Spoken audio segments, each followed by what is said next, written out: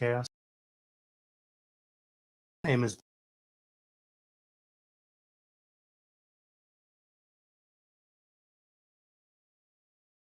Hi, and welcome to an Organized Chaos podcast.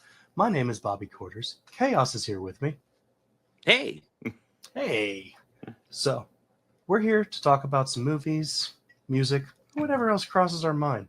But here is also the home of the most unbiased, genuine thoughts. We're not going to do anything just to say it, just to make money off of it, because we don't make a lot of money off this. In fact, we don't make anything. We just give our opinions.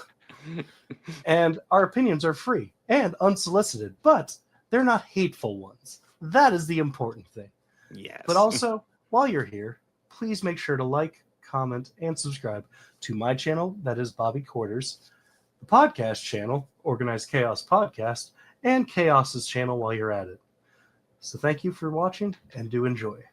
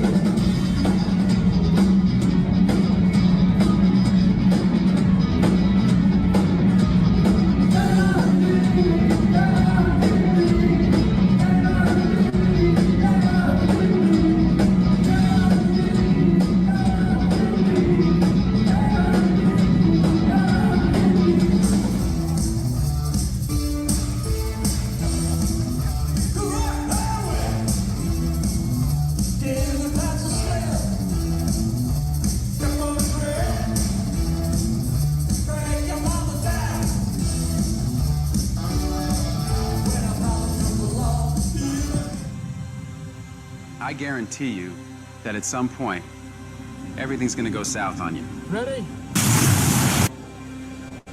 And you're gonna say, this is it.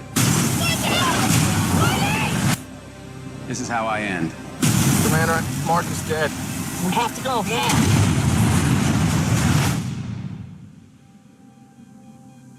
Now you can either accept that, or you can get to work. This will come as quite a shock to my crewmates, and to NASA, and to the entire world. But I'm still alive.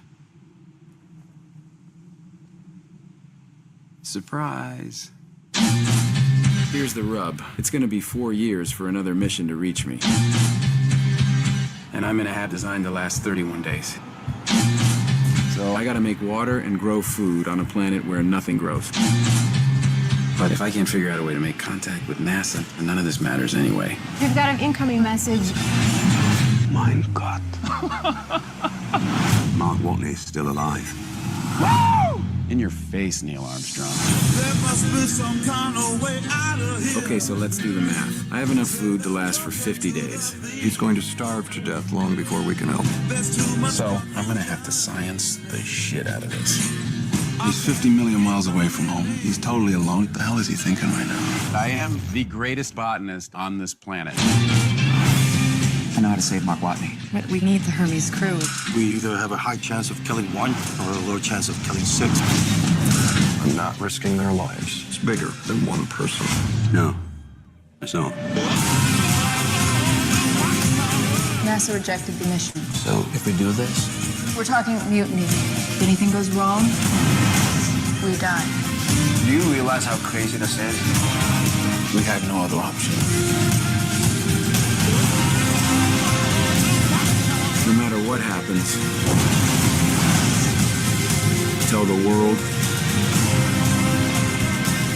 tell my family that I never stop fighting to make it home.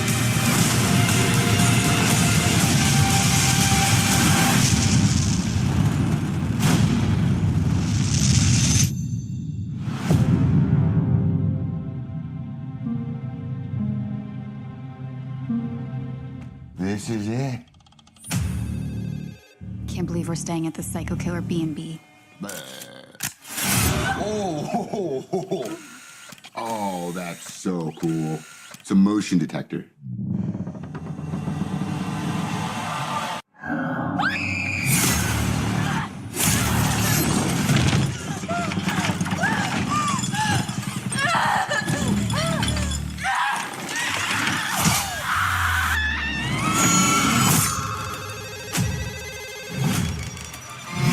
Hello? Hello, Sydney. Did you miss me? Nice little town you found. You and your pretty daughter. Reminds me of where we grew up. Well, you sure know a lot about me for another asshole hiding behind a voice changer. Oh, I'm not hiding, Sydney. Not this time.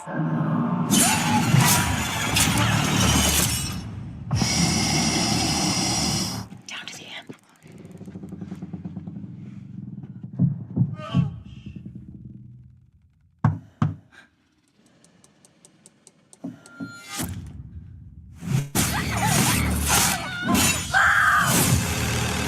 I want to be a fighter, like you.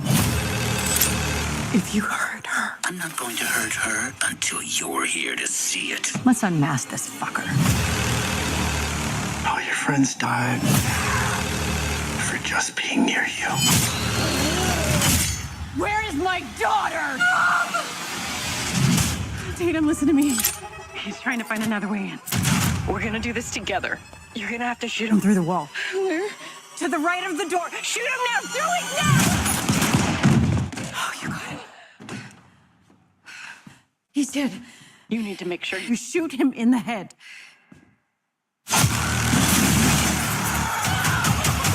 I'm gonna burn it all down. Mother!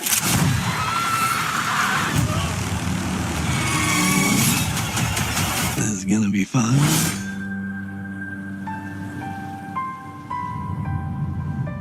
Ever since I was a kid. The sea's been calling.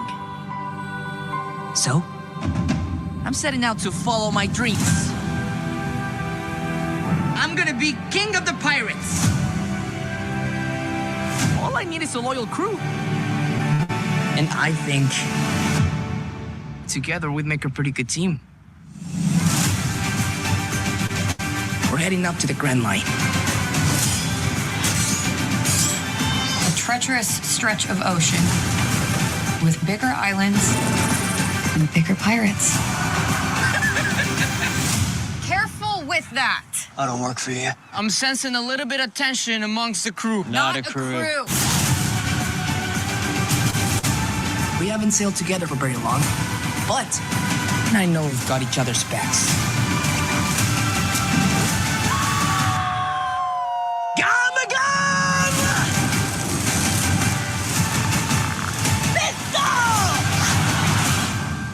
All great fighters call out their finishing moves. No, they don't.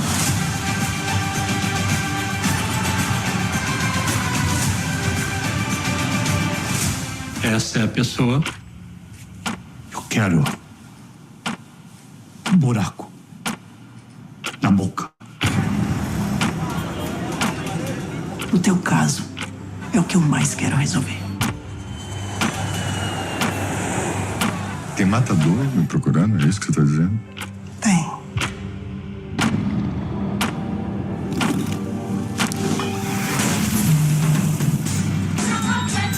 Você acha que você devia estar aqui mesmo? Vou levar meu filho. Olha, é uma sacanagem, um grau. Agora você tem que estar sexta-feira cedinho lá. Ele é Armando? Não. O nome dele é Marcelo. Armando? Armando? Eu, se fosse você, me escafedia. É por isso que tem que defender o que tem ainda. Tu e o meu neto. Você não sabe com quem você está se metendo, rapaz. Homem dirá que o Brasil melhor, com menos pirraça. Esse cara matava ele com um martelo. Tu anda armado? Não, mas eu sei usar um martelo.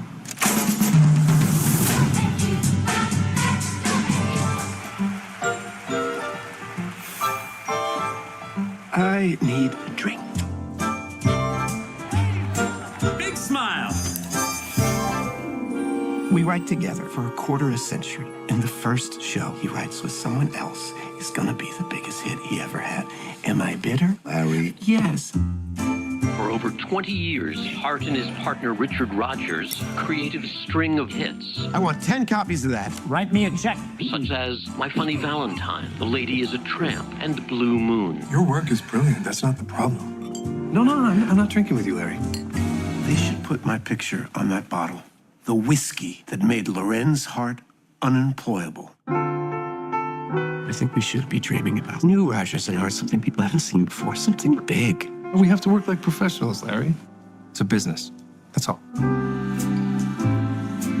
Elizabeth, I adore this girl. You're going to introduce me to Richard Rodgers, right? She's a girl. See, I always thought that your interests went more towards...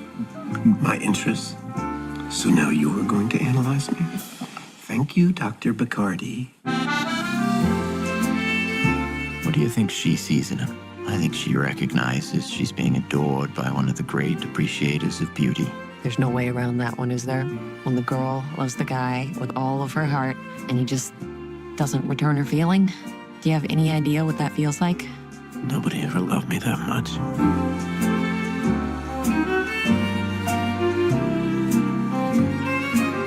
It's really striking. Are you and she...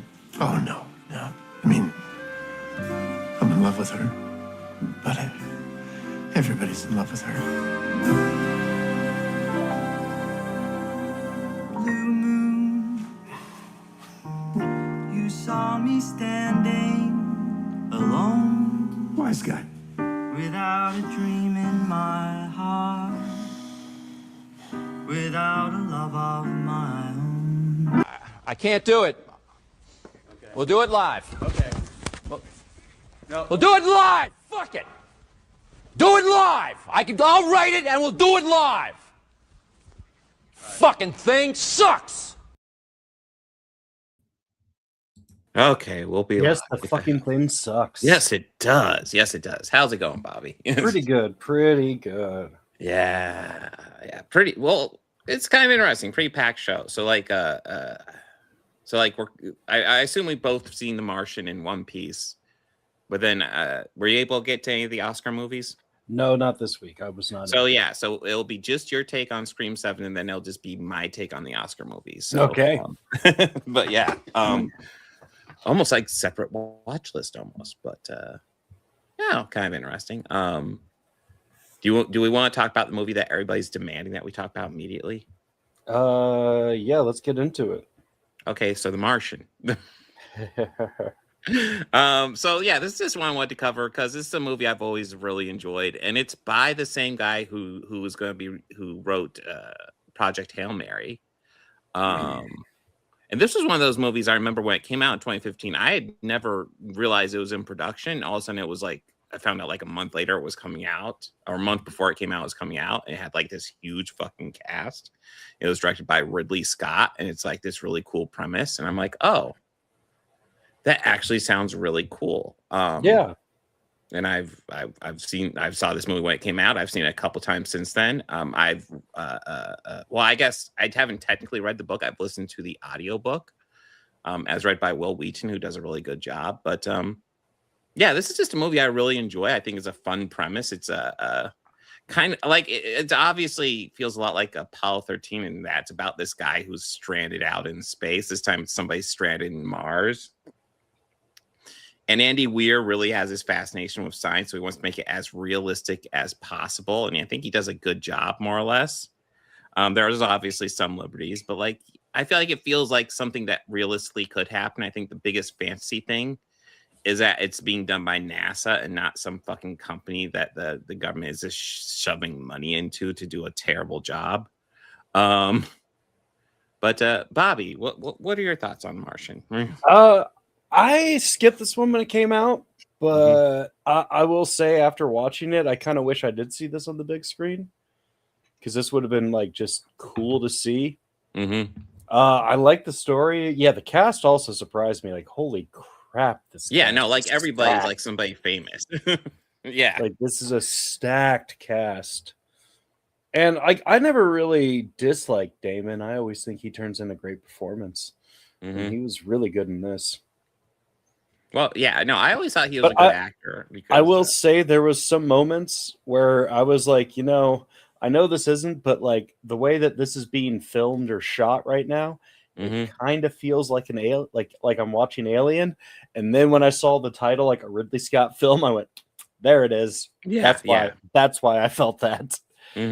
That's why. And at that, I was kind of just like, I'm enjoying this. I'm really enjoying this movie. And then saw that, I was like, you know what? I fucking love this movie. I fucking love it.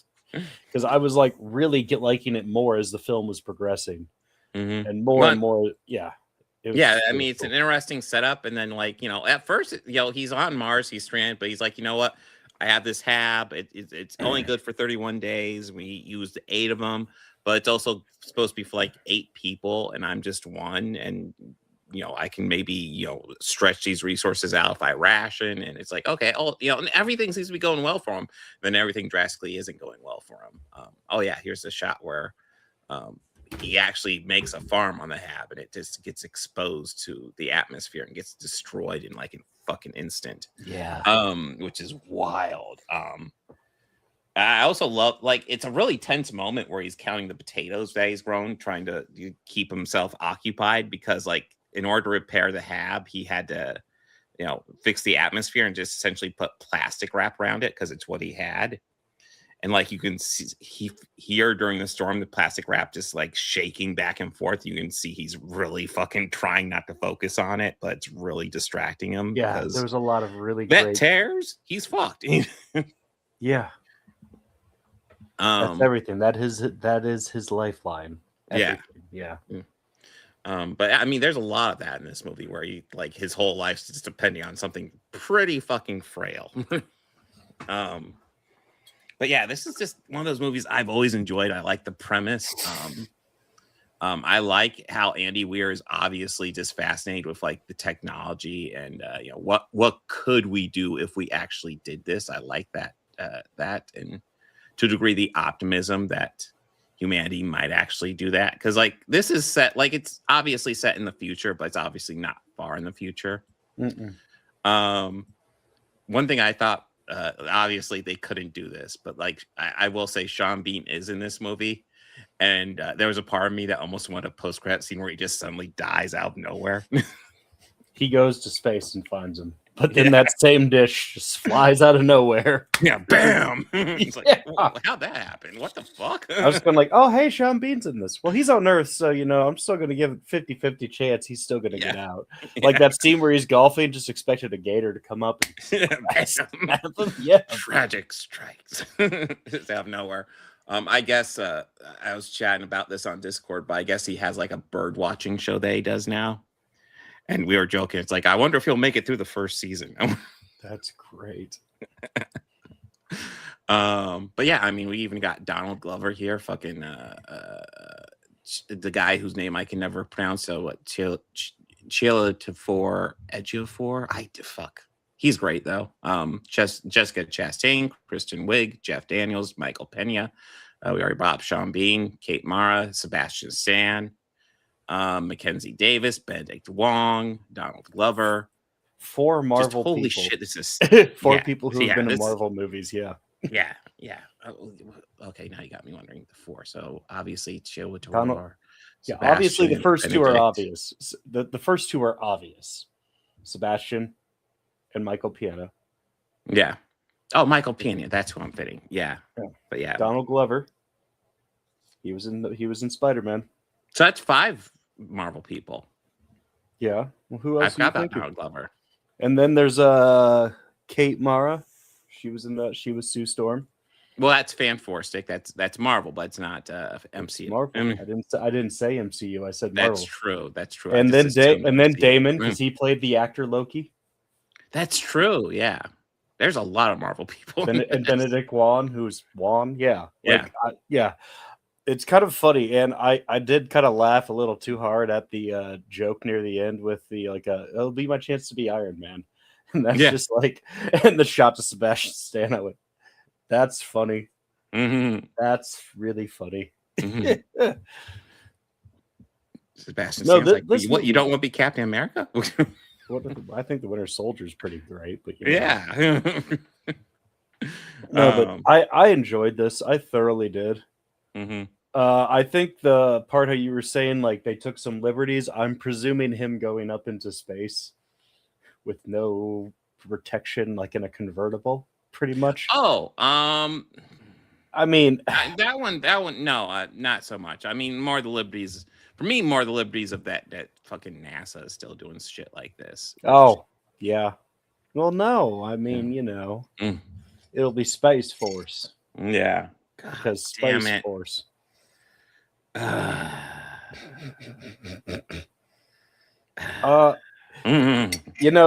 was a scene in this where I found myself quoting where I quoted like I quoted the first Scream movie at one point while I was watching this, and it was during Jeff Daniels' first press conference where he's talking about what happened to Damon's character. And I'm like, it's called tact, you fuck rag. Like, Jesus. He is not a good person to speak to the public. No. But I kind of liked him in this role. Like, I really liked him in this role. He's more the manager. Like he's going to do what he can for Mark. But yeah, he is kind of more the business manager side of it. And then I mean, Sean Bean's role is pretty important too, because he's kind of similar, but like he's much more on the let's save Mark's side. Because I know one part of it is the crew leaves Mars and they leave Mark, and Donald Glover comes up with a plan where they could actually loop back around and get him back. And Jeff Daniels is like, there's too much danger in that. We could lose everybody instead of just losing Mark. So it's not worth it. And then Sean Bean's character literally leaks the plan to the crew and gives them the option to do it, despite what NASA says. And they, of course, do it. Yeah, they do it. Yeah. Yeah. Because they're like, no, I won't be able to sleep at night if I left him there. So let's go get him, essentially, which I get. It's like, dude, I couldn't just abandon him. Well, I guess abandon him twice because they did it once without even realizing he was still alive. By the way, he gets saved because he gets impaled and blood clots up his suit and saves his atmosphere for a bit. Yeah, that I thought ow. That was ow, but cool. Yeah, it's like, okay, yeah, that would, I could see how that would work, but ow. Yeah, so also some of the shots in this were just gorgeous. Oh yeah, it's a Ridley Scott movie. yeah. Like that's just where I was kind of like, God, this feels like Alien. Like the one of him climbing over where he's having the dialogue going, I'm the first person ever to walk on this hill. Like stuff like that, and I'm just going like that. Yeah, that shot. Yeah. It's like that one. That would be amazing looking. And just seeing that going, like that is so cool, just so cool, and just so beautiful. And that's kind of where I started getting the feeling of like, I feel like I'm watching Alien almost. Yeah, it feels like a Ridley Scott movie. What the hell? And then Ridley Scott, like a Ridley Scott film. There it is. Yes. Fuck, that's awesome. Yeah, no, this was great. Like great movie. Yeah, and I like a lot of the vibes I get from Project Hail Mary are like the vibes I kind of get from this, which makes me really hopeful for that movie. I hope it turns out well. I'm not familiar with that book, but yeah, I thoroughly enjoy this movie.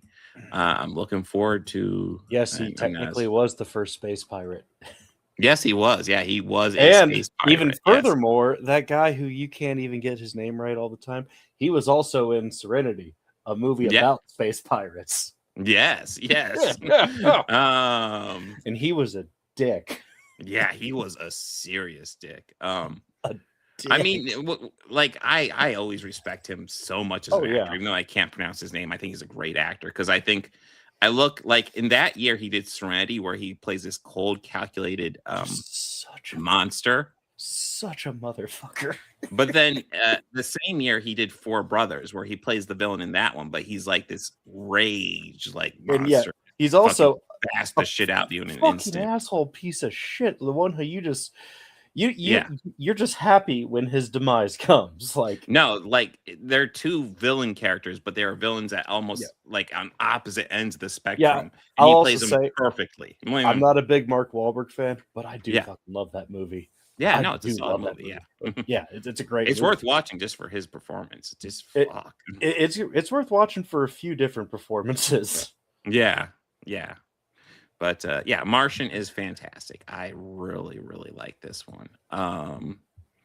And then I guess we can go into the other thing we've actually both seen, which would be One Piece. First 4 episodes. I think it's kind of funny watching the first 4 episodes. This doesn't always happen because usually I just cut it in half when I'm playing the podcast. The first 4 episodes are kind of just the setup for the whole series. It kind of linked up nicely that way. I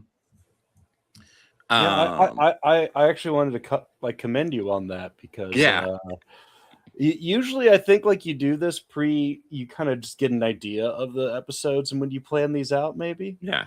But this one just was like this would be like probably a whole block of stories if it were like I guess traditional anime stories or style. Yeah. Which No, I'll admit I'm not too familiar with anime as a full genre. Like I know like the stuff that I'm familiar with is limited and niche to me, but and also probably stuff that most diehards would just roll their eyes at. Okay, that is David Delch watching. Okay. Yeah, I recognized him. I thought for a second, and I was like, that kind of looks like what? I'm going to say yes, that is him. Yeah, but I will say I think this is serviceable as live action. But I could see how it could work so much better as an anime. So I actually I don't even know if he's in the audience, but I know one of the fans asked me to look up the anime once. So I looked it up and I read the first manga on stream, which I thought was fun. But what I thought was fun was I looked it up the anime and I was like, oh, there's only 1 season. And technically, yes, there's only 1 season of this anime. Do you want to guess how many episodes are in that season? 100. It's like I think it's pretty close to 1,100 actually. Wow. It's like, holy shit, that's a lot of episodes. That's literally more episodes than in the entire franchise of single series of Star Trek. So there's a lot of anime for them to pull from. But yeah, for the most part, I enjoyed this. I felt like I was getting more into it as it went. Me too. I'm especially getting into Luffy's kind of this quirky character, but I'm getting more into him as the series progresses. I'll say this, like he has this courage. Yeah. That's like it borders on insanity. Yeah. But it's like he's there for his friends though, and that's like but like he has this confidence about it. Yeah, that is just like it's admirable, and like it's like you know what, you don't seem sweating about this, so yeah, let's do this. I'm game. Yeah, fuck yeah, let's do this.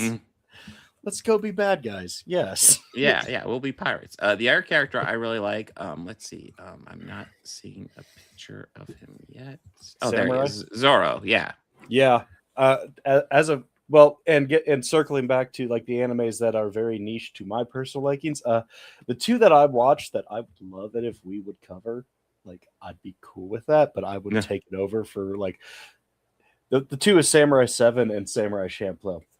Mostly just because I think that period in time in our world is really cool. Just really cool.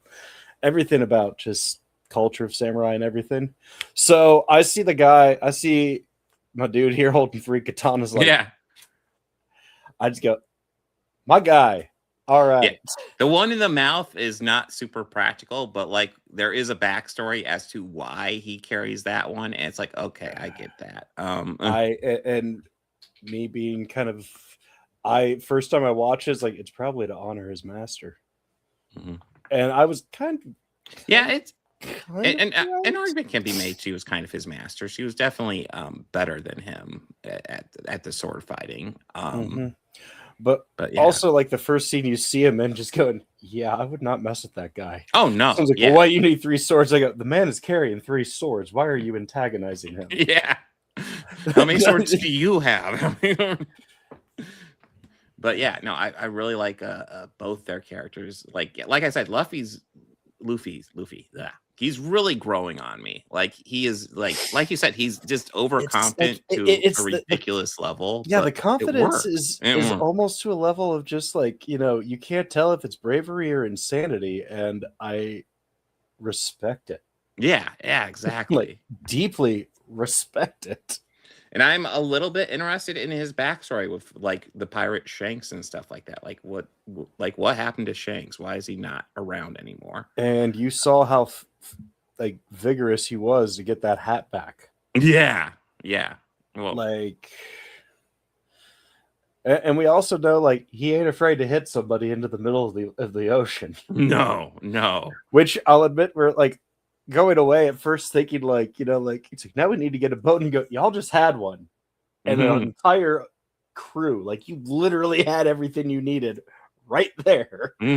I don't think anyone would have mutinied against you after what they just witnessed. Like you would have been like, put these fires out, guys.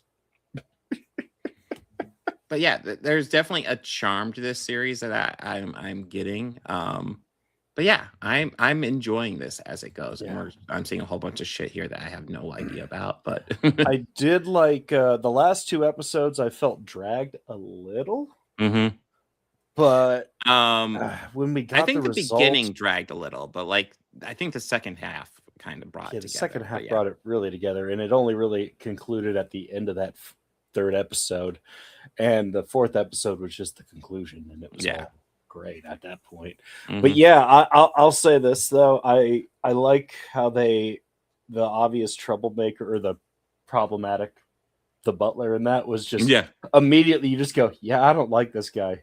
Yeah, just immediately, I don't know about this guy, guys. I'm not taking my eyes off him. If he's in the room with me, I'm not taking my eyes off of him. Oh yeah, no, there was sus vibes going on. Of course, like I know they set up where like Kaya was drinking that tea, and she was sick and she needed to drink the tea to get better. And I was just like, okay, that tea is sus as fuck, guys. You know that, right? Yeah, like going like I understand it's an anime and everything, but like it's blue. That is sus. Yeah, no, just immediately just did not trust that dude at all. No. And then you just see like the blades on fingers, like, yeah, that's pretty fancy and all, but and then like I was thinking a gunshot would take it. Oh, and he moves quick too. And of course, I did like the final fight between him and Luffy. How Luffy kind of figured out how to finally beat him. I thought that was very cool. Yeah, he outsmarted him. Yeah, which you wouldn't expect for him because he seems like he means well. He definitely seems like he is like he's gonna go off the seat of it. Like he is a plan B guy. Yeah. He lives for the plan B. Yes. But yeah, no, I'm enjoying this. I'm interested to see what happens next. Yeah, I am too.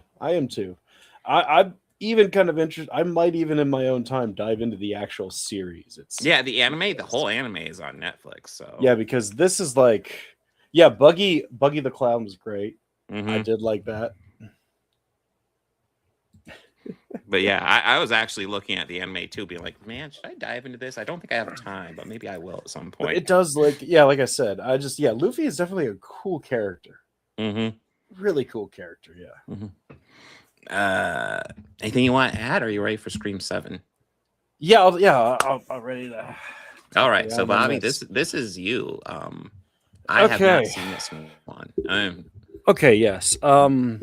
So Scream 7, it's this one I really enjoyed. I felt this was a true return to form of like Scream and the sense of dialogue and how it felt as one. I'm not sure if this is Kevin Williams' first directing or not. But I don't like. I think I don't know if he's done movies. I'm not pretty sure he's done TV. But let's. Yeah, I know he did a lot of. That's a good question, though.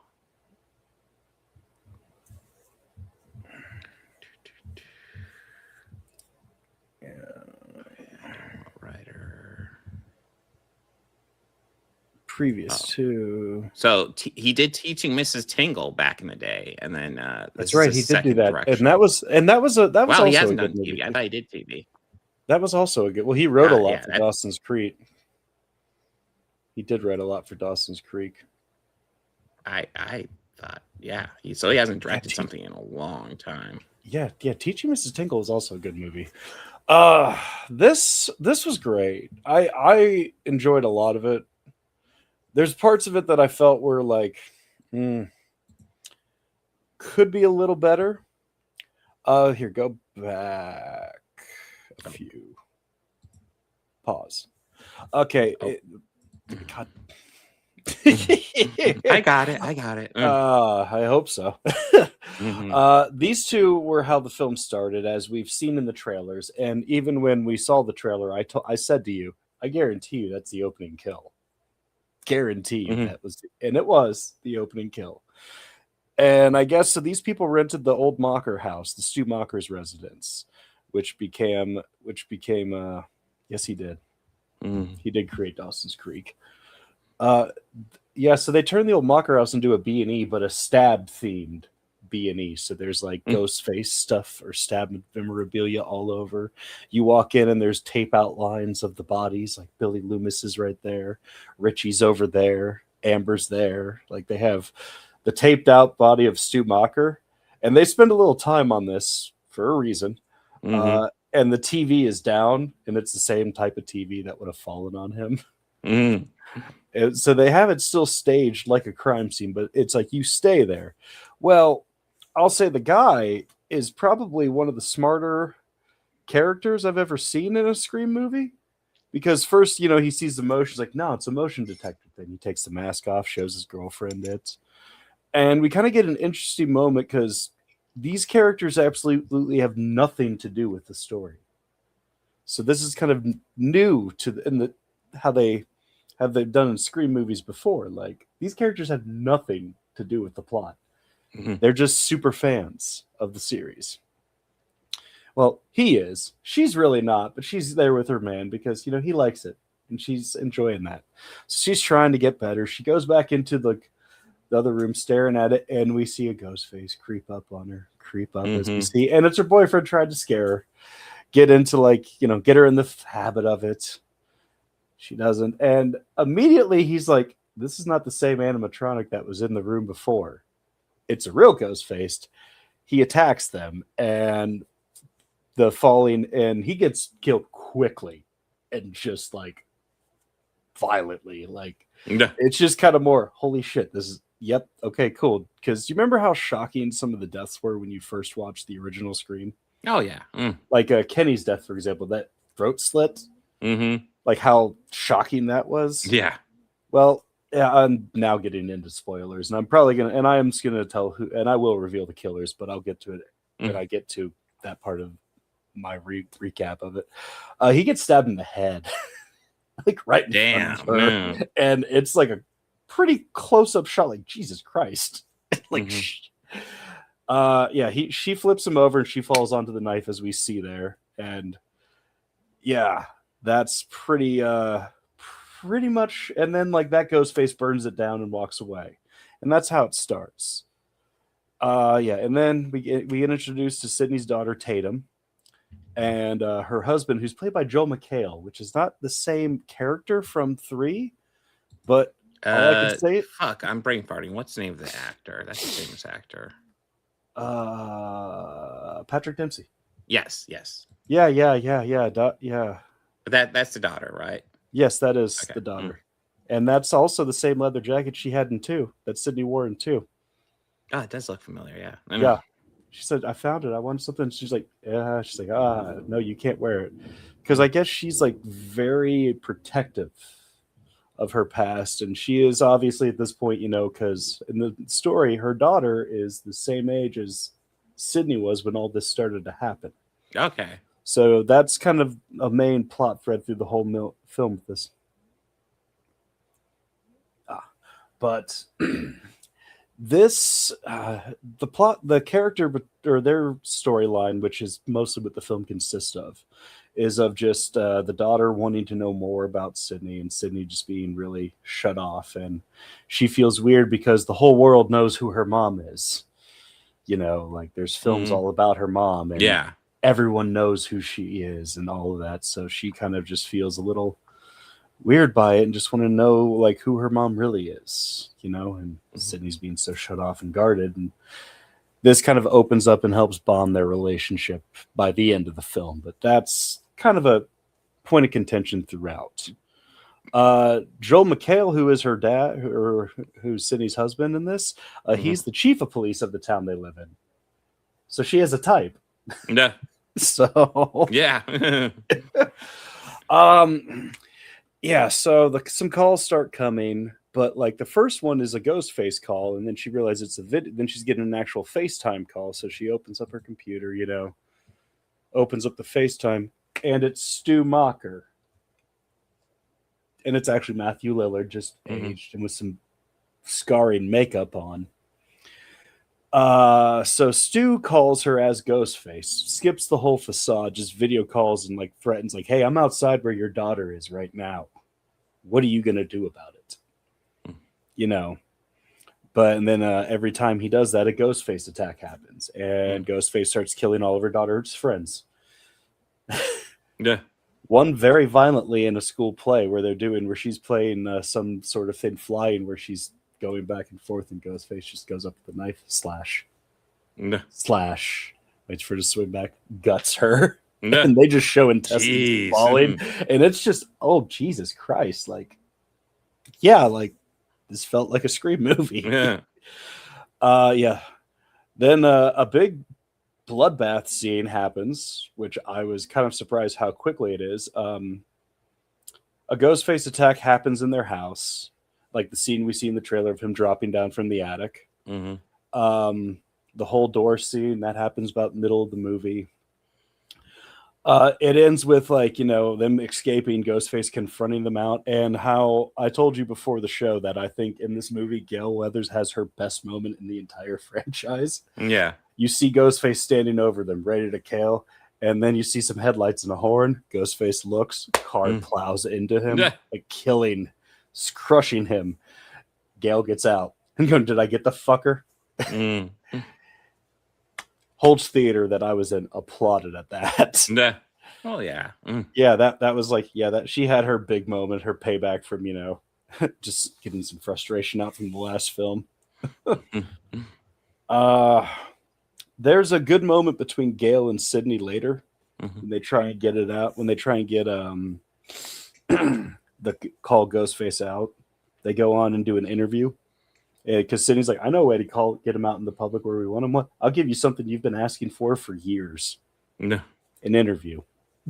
So they sit down and do an interview, and Gale, of course, you know, says something to fucking make Sydney feel all upset. And it's about her kid. She's like, "I told you we're not going to talk about my kids." Because in this movie, she has a daughter and 2 little boys. Yeah. So a couple. The bloodbath scene happens in a bar because Mindy and her brother Chad from 5 and 6, they are in the car with Gale, and they actually work for her as a private, like, you know, journalist online team. You know, Mindy runs all that. Chad is the cameraman. Gale is up front. They work for Gale now. They take a bunch of the kids to a bar, which one of Tatum's friends, her parents own.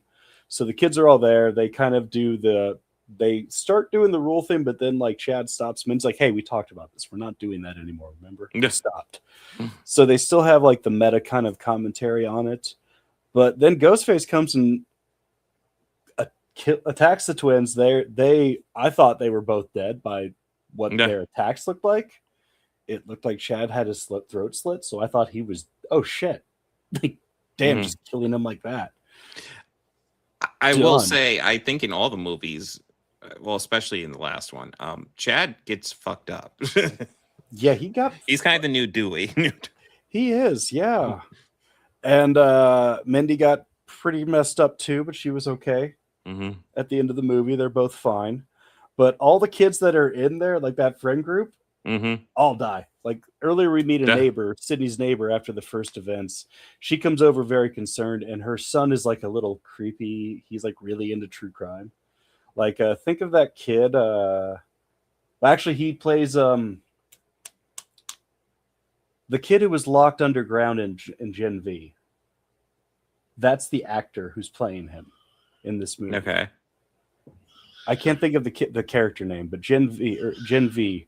Oh, okay. The main character's brother, who was locked underneath, who turns people, or who sees puppets. Yeah.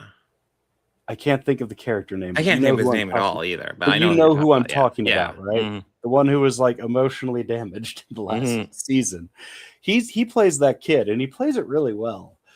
He was like the Sam. Thank you. Yeah. Sam. Yes. That was the character's name. Yes, but yes, the actor name I can't also think. But yes, he played this creepy kid, and she's like, "I'm sorry, he's into the true crime, Sydney. I'm sorry." He's like Miss Prescott, and like mom looks at him, Jesus, dude, like don't. But he gets probably the most violent kill in the entire movie.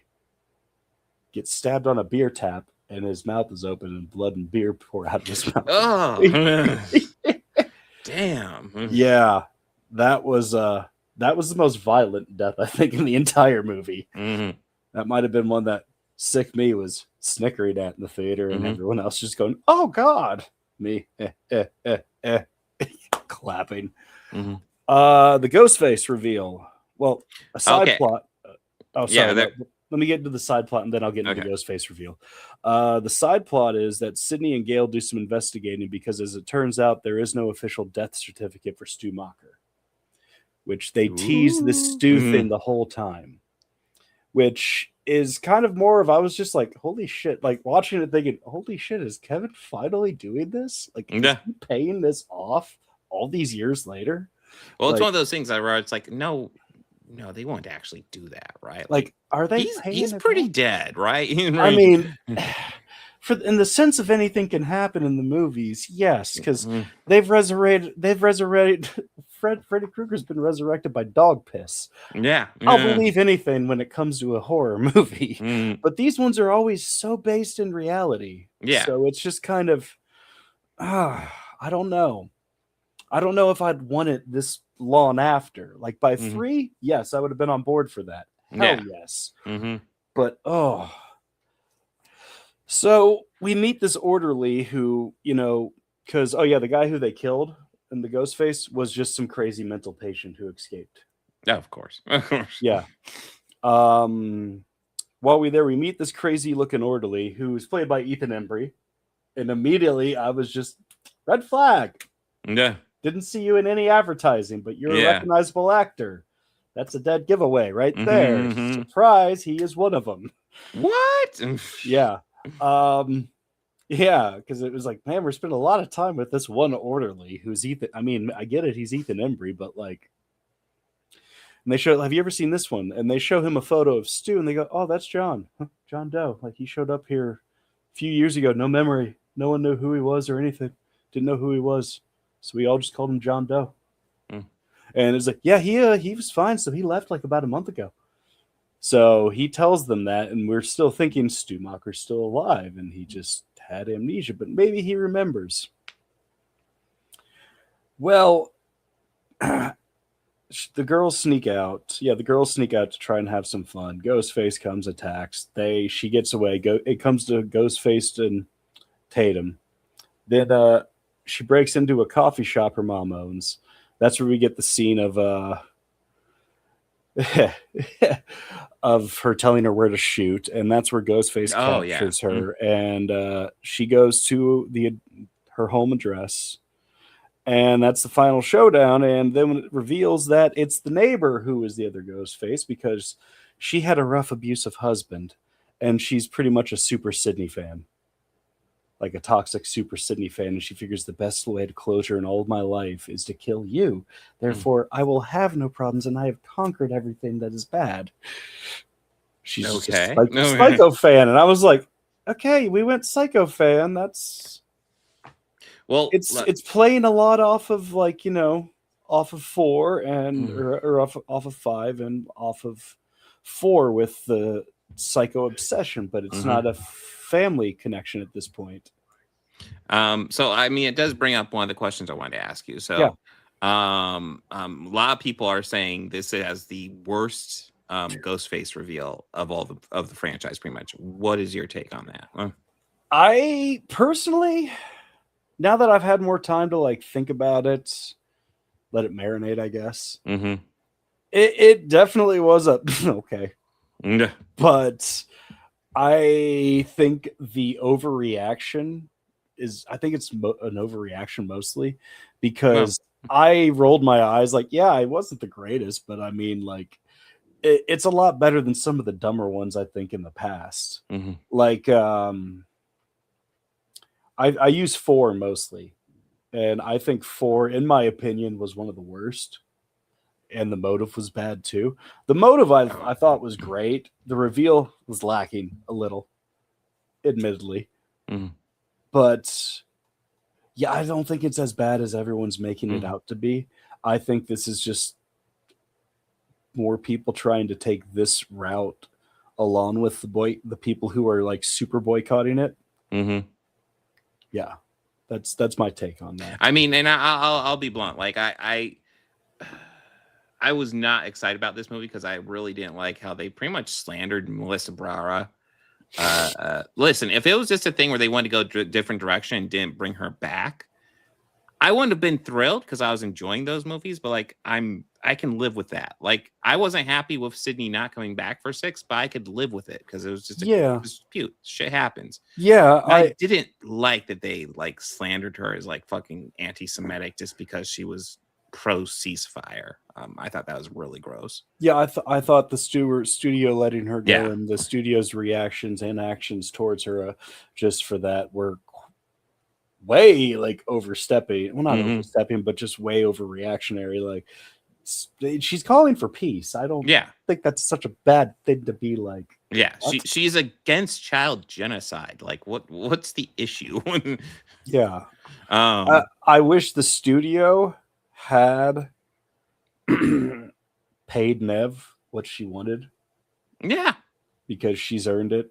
And like, if they're just gonna have her be a sideline person, like they sidelined her and Gail, who were like the anchors of this franchise and have been, and let's face it, there wouldn't be a 5 and 6 without a 1. Yeah, true.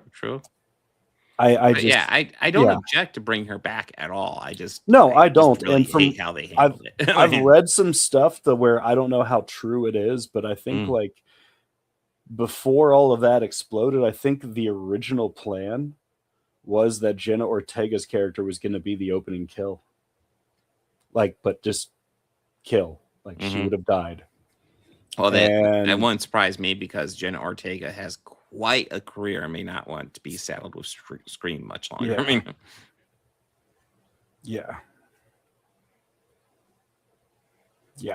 but what was the other thing? The other big complaint I see, and I'm kind of interested on your take. Pretty much a lot of people I'm seeing are saying that Tatum and her friend group are just the most forgettable characters ever. There's a lot of like archetypes that they fit with those, but that's a fair criticism to say. But I guess a more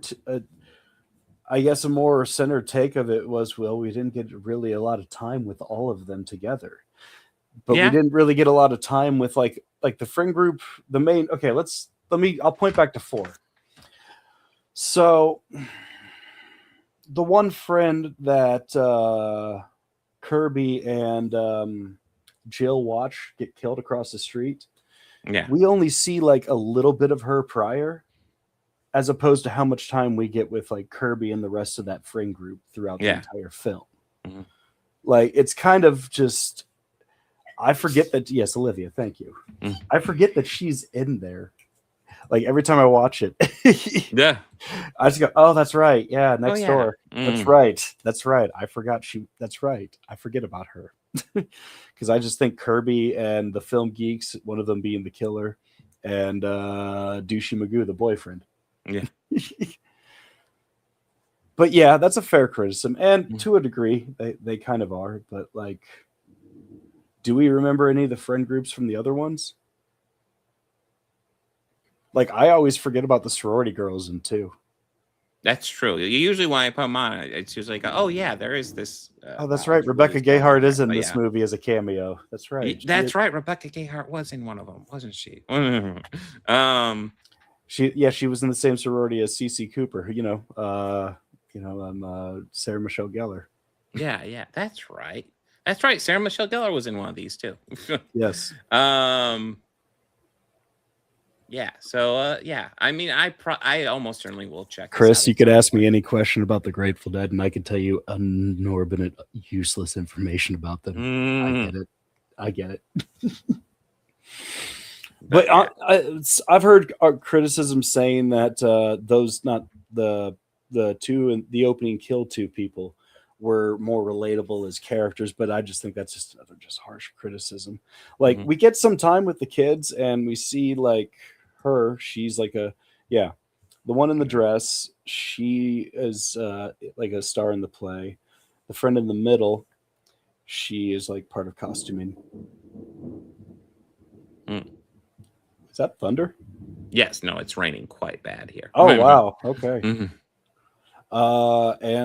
That's Tatum on the end there. Yeah, but to a degree, yeah, they kind of all are. But like,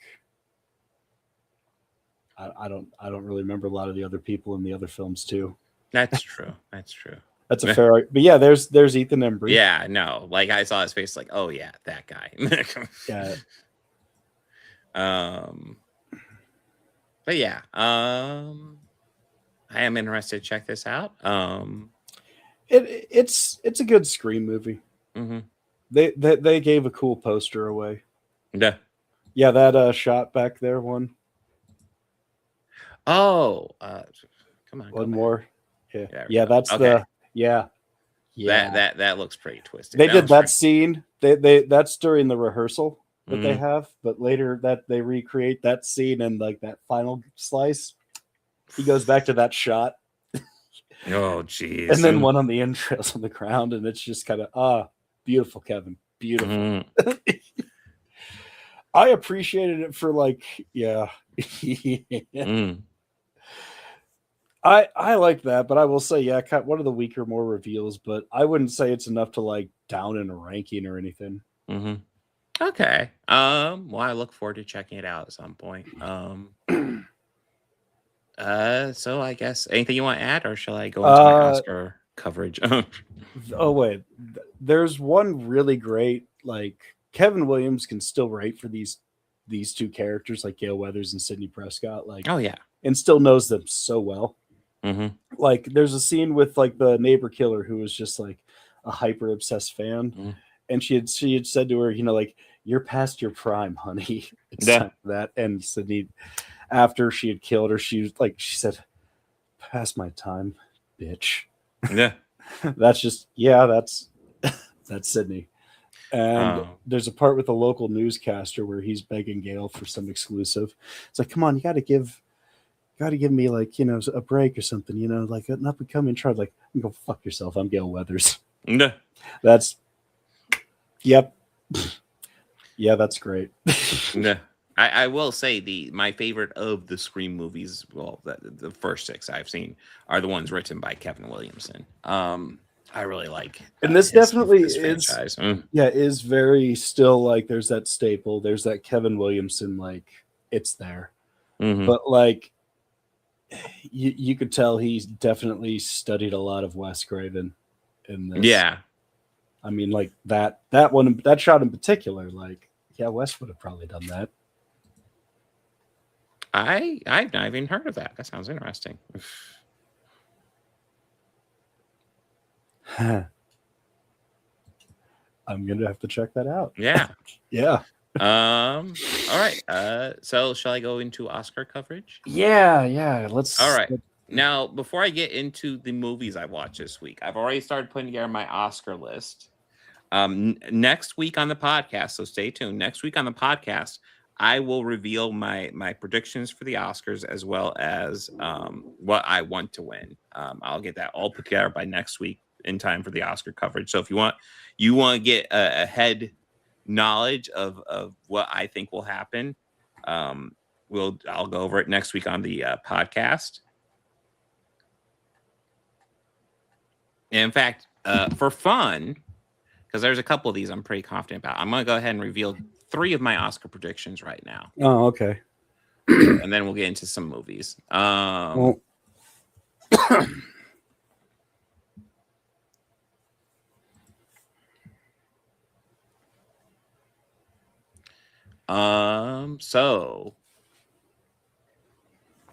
let's see. I don't know. I'll probably try to do one big one here, but I'm pretty confident. Okay, so visual effects are going to go with, that one's going to go to Dancing with Smurfs 3. Yes. That is going to go to the way of the Smurf water. Yes. Yeah, that's a yeah.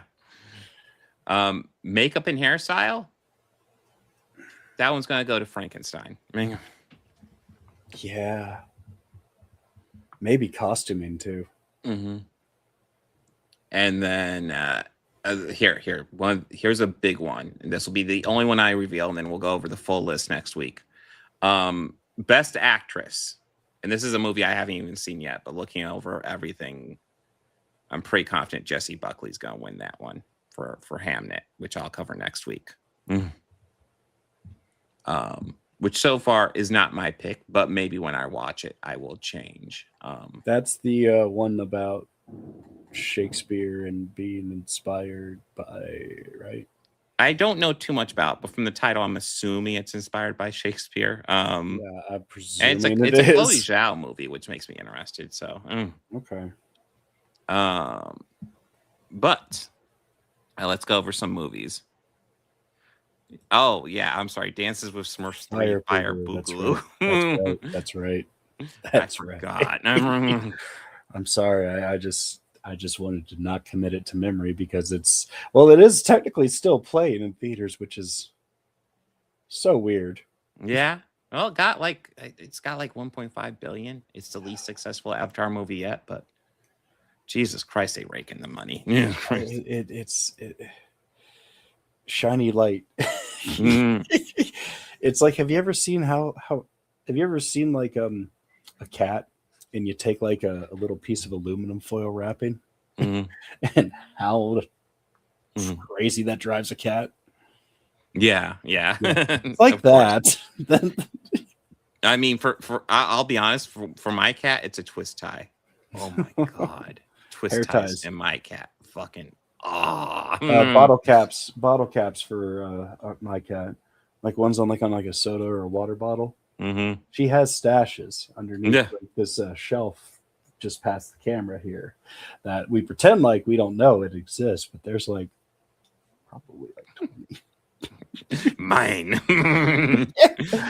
Like, and it's always the same look when like you were cleaning and I'm back there just what are you doing? But this week, covering Secret Agent and Blue Moon. Yeah, believe it or not, New Moon was not nominated for any Oscars.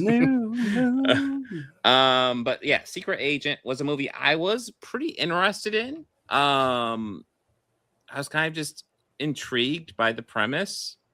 In 1977, a technology expert flees from a mysterious past and returns to his hometown in search of peace. And that's what this movie is. And I do have to say, like, and it's a weird experience, but I've encountered this a few times with movies because I've seen a lot of movies. And I'll ask you, Bobby, if you ever had this experience, because I imagine you have too. Have you ever sat down and just watched a movie and been like, wow, this is really, really good, but it's just not syncing with me? I'm just not into Like- the groove of it at all. Like I knew it was good. Yeah, I and all recognize that. it's good. I recognize it's well done. I recognize Wagner Mora is great, which he is.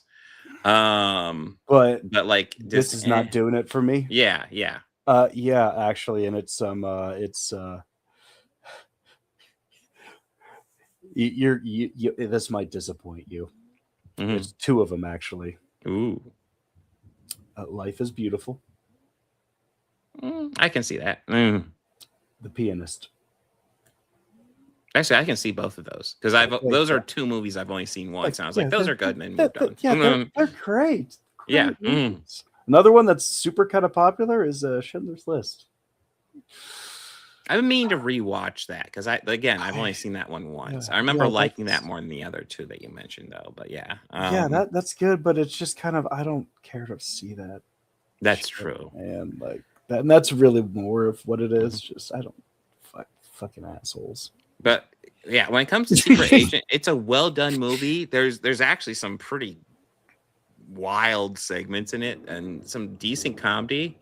There's not that much violence, but the one things I really appreciate about the violence and the gore is that it really, like, the gore effects and stuff like that really come off like a 70s movie, like a 70s gore movie that you would see, which I really appreciate. You don't get that much of it, but like I really like. There's a lot to appreciate about this movie, but just it didn't really sync with me. I felt it was a bit overlong.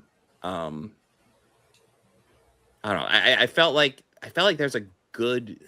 I don't know. I'm saying a good movie. This is a good movie. It's just not my cup of tea. It just doesn't do it for you? Yeah. Oh yeah. So yeah, we see a little bit here. So this is a leg that is eaten by a shark, and we see the story of how it becomes reanimated and attacks this group, this like area where everybody's just having sex and interrupts everybody having sex and attacks them. Oh my. Yeah, no, it's got moments where it's like, okay, I kind of dig that. I dig that a lot. But like, oh yeah, it has this guy who I'm forgetting his name, but this is his last acting role. Oh, that dude. Yeah. Udo Kier. Yes. He died not that long ago. Oh. Yeah, he doesn't have a huge role here, but he is great here. I mean, he steals every frame he's in. Yes, he does in a heartbeat, like without any effort, without any. But yeah, like I maybe there'll be a day where I decide to give this one a second shot, and it really like vibes with me more because like it's a well done movie. I do like it's like I appreciate it more than I enjoyed it, but like I don't know. It just didn't sync with me, and maybe it was just my mood. But yeah, I will say there's a lot to appreciate about this. I definitely don't regret watching it at all. It's a definitely I appreciate watching this a lot more than F1 for sure. I know it's a low bar, but yeah. Brad Pitt goes really fast. Yeah. Finally, a white guy wins. But yeah. Yeah, there's a lot to appreciate with this one. It just didn't vibe with me. Yeah, I guess I don't have too much more to add. I did love the leg segment. I love the gore effects that they don't have that much of, but I just loved it. Okay. But yeah, and Wagner Mora is fantastic. But yeah, that was kind of my take on it. And then the other movie I covered is Blue Moon, Richard Linklater's movie starring Ethan Hawke as somebody who's like, I think I looked up, he's supposed to be 5 foot tall. And they do lots of visual effects to make Ethan Hawke shorter in this, which were very pronounced. He is not a short guy. Yeah, I'm not sure how tall he is. I suspect he's at least my height, though. Yeah. In case you're wondering, I'm 5'11", so you may not be able to tell that watching me on the podcast, but yeah, I'm not super tall, but I'm not short. I'm not. Yeah, me, but not by much. But yeah, so this is about Lorenzo Hart, and I didn't realize this because everybody knows Roger and Hammerstein. But before that, there was Rogers and Hart.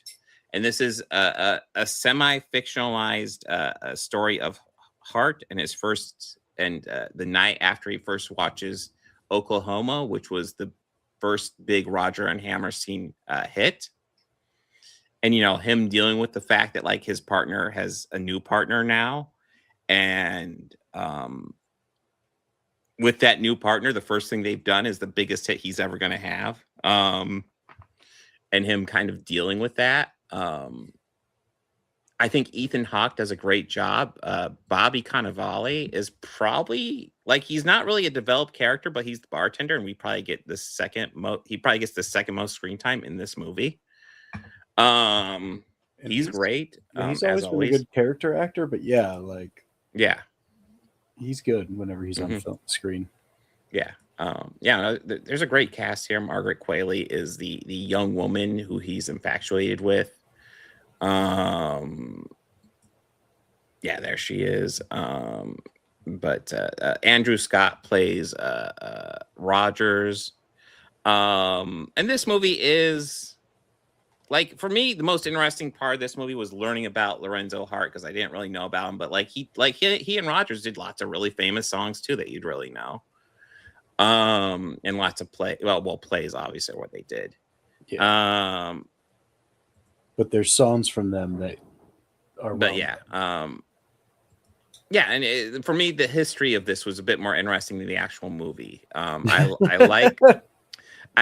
like I said, I think Ethan Hawke does a great job. He definitely dives into the character, and you can see how they're messing around with his height and stuff like that. They're doing an inverse Tom Cruise with him in this movie. Everyone else is on platforms this time. Yes. But yeah, this is this like, I don't know. This feels like a lot of Richard Linklater films for me, where it's like, it's fine. I appreciate watching it. I think I appreciate Richard Linklater as a filmmaker, although I don't always love his movies. And this is definitely one where it's like, it's interesting, but like, yeah, it's not his. I wouldn't say it's one of his best at all. But it's decent. Yeah, I guess I don't have too much else to add other than it's fine. Oh yeah, and a lot of this movie is Lorenzo Hart making fun of the song Oklahoma. And Andrew Scott's good in this, but yeah, it's fine. It's fine.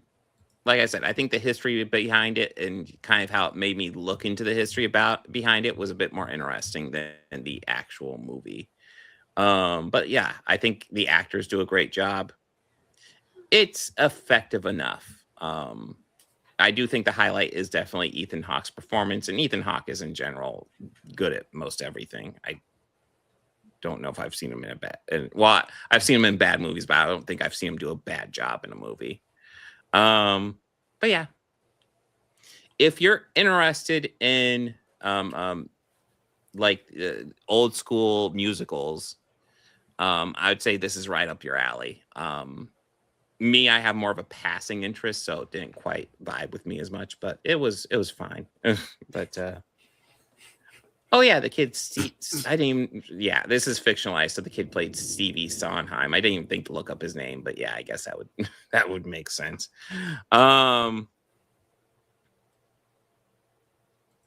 I've actually not seen The Hitman, but yeah, Linklater is completely capable of making awesome movies. I've enjoyed plenty of his stuff. But there's also plenty of stuff where it's like, okay, I appreciate what you're going for, but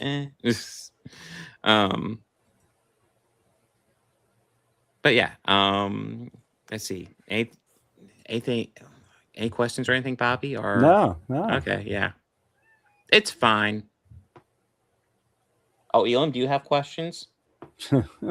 He's like, what are you still doing on here? But yeah, those are pretty much my thoughts on the two big Oscar movies this week. I know, let me go and bring up the list, but I know next week, Hamnet will be, that's the last Best Picture nominee I have to watch. So that will be on the agenda.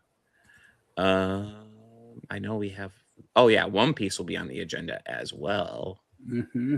Finishing off season 1. Here we go. And we also got The Bride.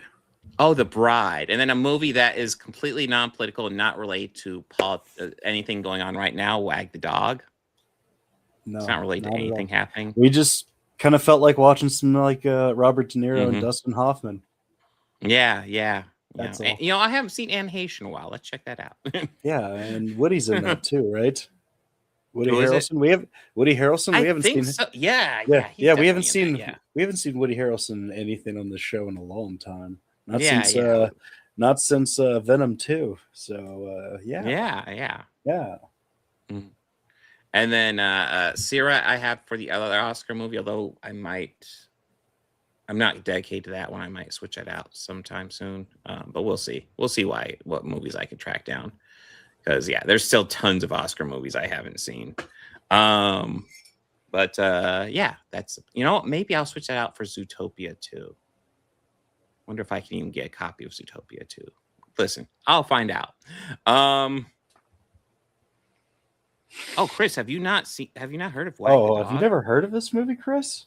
I'll admit I haven't seen it for years, but I haven't seen it in years, but I'm looking forward to rewatching it. I remember there's at least one moment where I am just gut busting laughing. Yeah. Just like, oh my fucking God. And it's a dark moment too, which is kind of amazing. Zootopia 2 drops on the D+. All right. I might switch Chris, out for Zootopia 2. Earlier when we were talking about the films that we watched that we can recognize that it's art, but we're just really not into it, you had mentioned in the chat Nolan. Yeah. That's another one. Inception. Sorry. You see, I like Inception, but I would definitely give that to Dunkirk and Tenet. Yeah, for me, it's just kind of like I get what you're saying, but like, just I will say way one too thing, much like, as time much on this. Like, it's like you're giving your ending away. Yeah, I will too say early, one thing to and Inception it takes away from it being ambiguous, which is what you were trying to go for. And when I could tell you what the ending was going to be the first time they talk about totems, or I'm sorry, the second time they talked about totems right after the first time, and it's just. I do think a fair criticism of your ending Inception away. is, man, that movie and a lot of Nolan movies like that are just exposition heavy. I think it works well enough in Inception. I would say Tenet is the one where it's like, oh my fucking God. That for me, I think it was like the first time I watched it, it was like that for me. And the second time I tried, and it was just, you know what? I get it. And it's just, you're annoying me more with it at this point. So, oh my gosh. But yeah. And you and I have had our Dark Knight discussion before. Yeah. Where we haven't covered those movies yet, but no, we haven't. But at like, some point next time, yeah, there's Batman. no. Yeah, we can. Yeah, because I'll be down to revisit them because there's stuff about them I absolutely love, and there's some stuff I just can't stand at all. And I know when I first watched them, I pretty much loved them all immediately. But like as time's gone by and I've rewatched them occasionally, it's been like, this isn't nearly as good as I remember. This isn't. 3 wasn't as good as I remember the last time I rewatched it. I think the one actually, and we'll see whenever we get to them, but like I think the one that's holding up the best is probably Batman Begins. Right? Yeah, I agree. Even though that one has the worst action scenes in it, but two has one of my favorite moments, and it's actually the reveal of the Joker, but it's cinematically how it's done because the camera's looking up at him in the hero shot. Dude, like. Listen, I love that. I loved that. I like that. But I will say that I think The Dark Knight is only overhyped because of the unfortunate passing of Heath Ledger. But that's an unpopular opinion, though. I will also say that Heath Ledger is amazing in that movie. Oh, he is great. He is great. I think an argument can be made for that as well. It gives it that elevated what it is status. It gives it something that people treat it with the same sacrament as Zack Snyder fans treat, Man of Steel or Justice League. Oh my God. That is my opinion. That is solely my opinion on the matter. Dude, I could go on for a while on the Zack Snyder stuff because it's like I think my favorite thing came from that interview is that that the Snyderverse fans have saved lives. They've literally saved lives, and the haters from the Zack himself, you could go fuck yourself. No. But I also love that he praised James Gunn's Superman. Yes, and it's like, well, yes, that's what happens when you understand the source material. Yeah, no, he actually understands Superman. He's not trying to force him to be Jesus or something, Like, he's actually just making an empathetic character. He's just making Superman be Superman. Mm-hmm. But yeah, I think that's it. I'll be live tomorrow for a regular live stream. Bobby, you got any plans coming up? Nothing at the moment. Oh yeah, thank you for staying with us. Like and subscribe to Bobby Quarters, Organized Chaos Podcast, Organized Chaos. The show. And thank you for staying with us because I know this is a day late. My son's birthday was actually yesterday, so I asked to. Oh, the Scary Movie trailer was pretty hilarious. I have not seen the Scary Movie trailer, but yeah, I saw they're doing another one. I was like, oh.